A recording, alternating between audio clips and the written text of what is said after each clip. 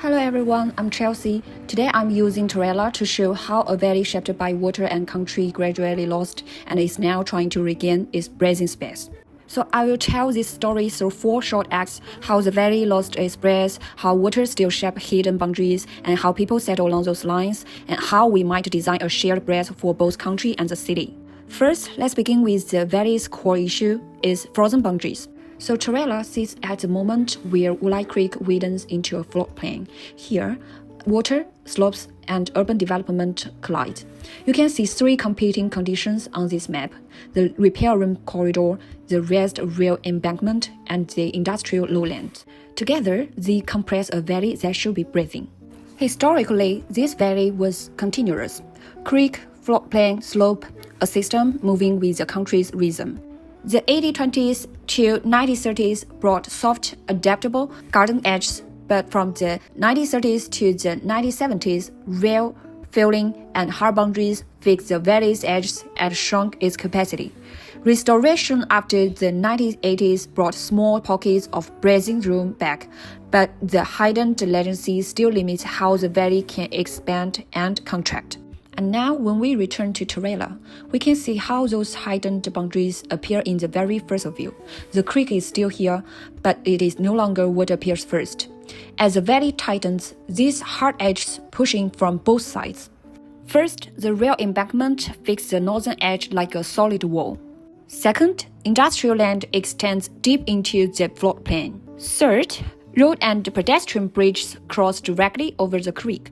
And finally, the creek itself becomes visually and acoustically overshadowed by surrounding infrastructure.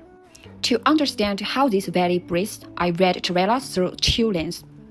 The country lens asks whether boundaries support reciprocity, whether they allow water and landforms to be cared for, and whether they offer cultural safety rather than domination. The morphology lens reviews fixation lines, fringe belts, and hydrological regions that structure how the valley forms and hidens. The key is where these 2 readings meet. So next, action 2 looks at how water keeps shaping boundaries even when the city tries to override them. So on this page, left, the red parish lines cut straight across the valley, crossing the creek, the floodplain, and the slopes with no regard for hydrology. On the right, the present-day subdivision and zoning finally bend around the creek corridor, but only slightly. Industrial laws and back fences still press close to the floodplain, leaving water acknowledged, but narrowed into a thin strip. Here, I use 2 viewpoints to read the same stretch of the creek because each reveals a different kind of boundary.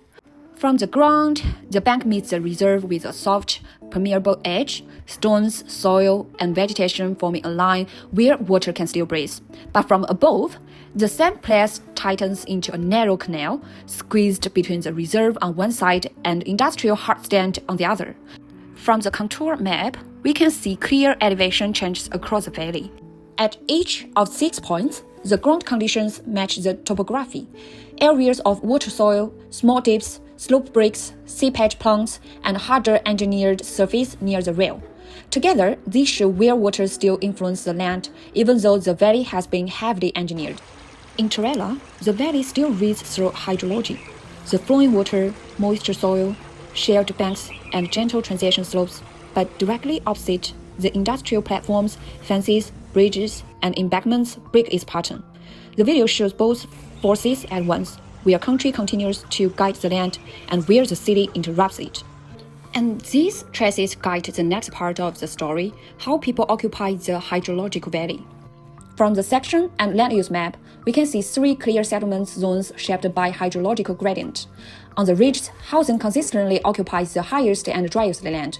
The back fences of those homes face downhill, creating a sharp settlement edge where the slope drops towards to the Turrella Reserve. In the mid-slope zones, open space forms a continuous buffer. The branch is too moisture for housing, but not wet enough to be a creek, so it becomes a valley's transition belt. On the valley floor, the rail embankment forms the hardest fixation line, cutting across natural drainage. Next to it, industrial laws sit on flattened hardstand, replacing moisture soil and blocking hydrologic transitions. And together, rail and industry occupy the lowest engineered land, a zone where hydrology is overhightened, not followed. And so, the final question becomes, how do we design boundaries that breathe? Along Turrella's creek, water still sets the structure.